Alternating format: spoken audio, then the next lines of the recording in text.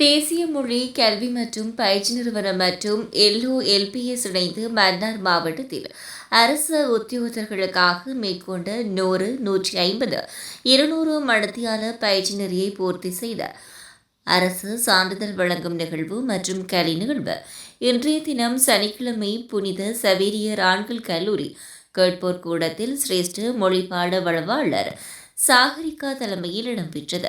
2020 ஆண்டு அரச கரும மொழி அமைச்சினால் வெளியிடப்பட்ட 18ஆம் இலக்க சுற்றறிக்கைக்கு அமைவாக அரசு உத்தியோகத்தர்களில் மொழி புலமையை விருத்தி செய்யும் முகமாக மேற்கொள்ளப்பட்ட பயிற்சி நெறியை பூர்த்தி செய்த 2023-2024 ஆண்டில் பயிற்சியை நிறைவு செய்த பயிலுனர்களுக்கு சான்றிதழ்கள் வழங்கி வைக்கப்பட்டது.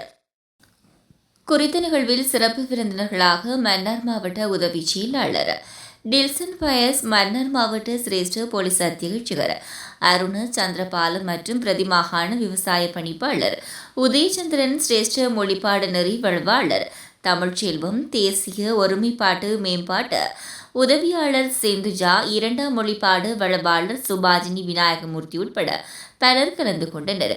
குறித்த நிகழ்வில் சிங்கள கற்கை நெறிகளை பூர்த்தி செய்த பயிலுனர்களால் பல்வேறு கலை நிகழ்வுகள் ஒழுங்கு செய்யப்பட்டு இடம்பெற்றது.